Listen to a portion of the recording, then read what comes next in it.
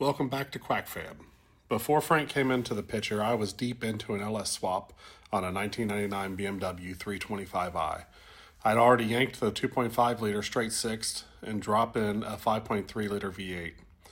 At first, I just set the engine in place, sitting it on a piece of wood between the cross member and the oil pan, with a jack holding up the rear of the transmission. As you can see in the picture, the oil pan was the lowest point in the car. To better clearance and level the engine, I had to gently persuade some metal in the trans tunnel.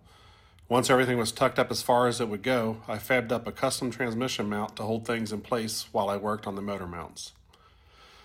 Now that the engine was in, I realized the stock truck intake wasn't going to clear the BMW hood. After some research, I found that the LS6 intake has the same 3-bolt throttle body pattern and fits cathedral port heads, perfect match for the 5.3, and it would fit under the hood of the BMW. So I grabbed a used LS6 intake off eBay and bolted it on. Then came the fun with the exhaust. I started with stock manifolds, but flipped and swapped sides to see if it could make them work. Modifying cast iron isn't exactly in my welding comfort zone yet. Next, I tried some up and forward headers off of eBay. Those hit the brake booster, so I swapped sides again and ran them down and forward. They fit surprisingly well, especially considering I was planning on doing a turbo setup. That is, until I installed the water pump. The heater hose ports fought for the same space as the headers. Finally, I tried some LS10 swap shorty headers. They didn't fit in the standard configuration either, but once I flipped them around, they fit great. With that problem solved, I could finally move on to fabricating the engine mounts. I had done a ton of research on LS swapping an E36 BMW.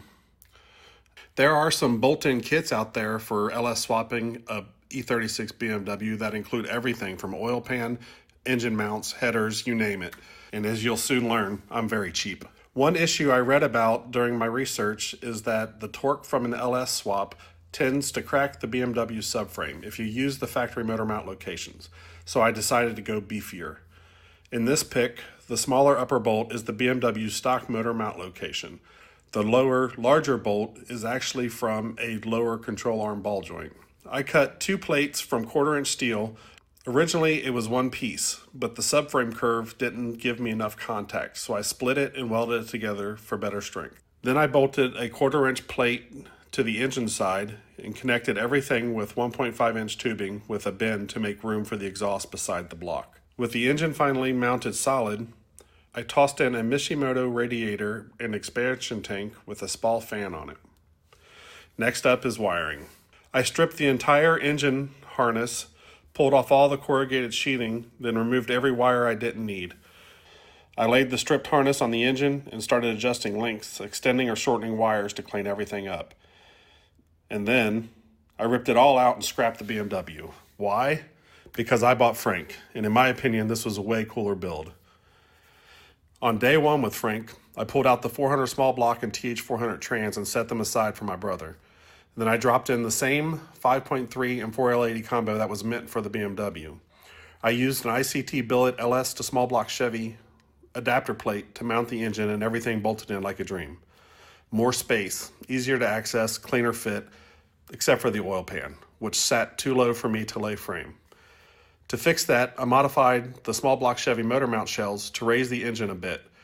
I used some shock tabs and welded them in to lift things just enough to clear the oil pan when aired out. With the engine and trans mounted in Frank, it was time to move on to the next big mod, a stock floor body drop.